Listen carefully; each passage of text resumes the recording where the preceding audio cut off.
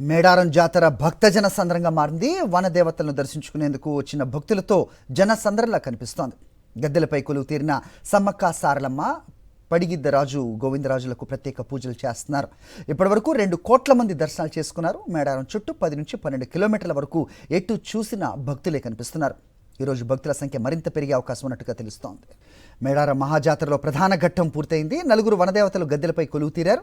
వరాల తల్లి సమ్మక్క చిలకలగుట్ట నుంచి మేడారానికి చేరుకున్నారు. బూరకొమ్ముల శబ్దాలు, డోలు వాయిద్యాలు, భక్తుల జయజయధ్వానాల మధ్య గద్దెల వద్దకు అమ్మవారిని తెచ్చారు. సమ్మక్క ఆగమనం సమయంలో జిల్లా ఎస్పీ గౌరవ సూచకంగా గాల్లోకి కాల్పులు జరిపారు. ప్రత్యేక పూజల అనంతరం సమ్మక్కను గద్దెలపైకి ప్రతిష్ఠించారు. దీనిపై అప్డేట్స్ మా కరెస్పాండెంట్ అశోక్ నడికి తెలుసుకుందాం. అశోక్, చెప్పండి. దాదాపు 2 కోట్ల మంది ఇప్పటివరకు దర్శించుకున్నారు. ఇవాళ మరింత భక్తుల సంఖ్య పెరిగే అవకాశం ఉంది, రద్దీ కూడా పెరిగే అవకాశం ఉందని చెప్తున్నారు. ఏంటి మీ దగ్గర ఇన్పుట్స్?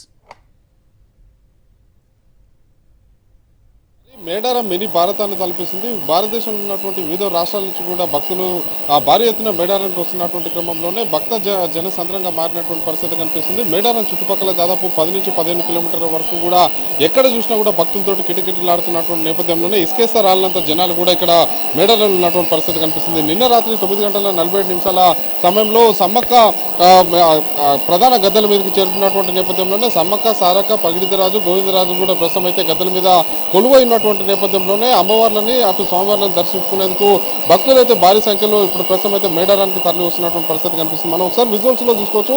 ఇసుకేస్తే కాదు కదా, కనీసం కాలు తీసి కాలు పెట్టేందుకు కూడా కనీసం ఖాళీ స్థలం లేనంత జనాలు ఇక్కడికి వస్తున్నటువంటి నేపథ్యంలోనే ప్రస్తుతం ఎక్కడ చూసినా కూడా భక్త జన కోటి అయితే దర్శనం ఇస్తున్నటువంటి పరిస్థితి కనిపిస్తుంది. తమ కళల తల్లి, తమ కొంగు బంగారంగా నిలిచేటువంటి తల్లి, కోరిన కోరికలు తీర్చేటువంటి తల్లి సమ్మక్కతో పాటు సార్లక్కని, పగిడిద్దరాజుని, గోవిందరాజుని కళ్ళారా చూసి దర్శించుకొని మొక్కులు చెల్లించుకునేందుకు, నిలువెత్తు బంగారం సమర్పించుకునేందుకు పసుపు కుంకుమ బర్నీలతోటి కూడా భక్తులు అయితే వివిధ ప్రాంతాల నుంచి కూడా వస్తున్నటువంటి నేపథ్యంలోనే ప్రస్తుతం అయితే ఆ మేడారం చుట్టుపక్కల మొత్తం కిటకిటలాడుతున్నటువంటి పరిస్థితి కనిపిస్తుంది. మనం చూసుకున్నట్లయితే దాదాపు 2 రోజులు, ఈ రోజు 3వ రోజు ప్రధాన ఘట్టం. ఈ రోజు సమ్మక్క కూడా గద్దె మీదకి చేరుకున్నటువంటి నేపథ్యంలోనే ప్రధాన ఘట్టం ఆవిష్కృతమైనటువంటి నేపథ్యంలోనే నిన్న సాయంత్రం వరకు కూడా దాదాపు 1.5 నుంచి 2 కోట్ల వరకు కూడా భక్తులు ఆ అమ్మవారిని దర్శించుకున్నటువంటి నేపథ్యంలోనే ఈ రోజు ఆ సంఖ్య మరింత కూడా పెరిగేటువంటి అవకాశం అయితే కనిపిస్తుంది. ఎందుకంటే సమ్మక్క సారక్క గద్దెల మీద ఉంది. అదే సమయంలో గోవిందరాజు, పగిడిద్దరాజు కూడా ఇక్కడ భక్తులకు దర్శనం ఇస్తున్నటువంటి నేపథ్యంలోనే ప్రధాన ఘట్టం ఆవిష్కృతమైనటువంటి నేపథ్యంలోనే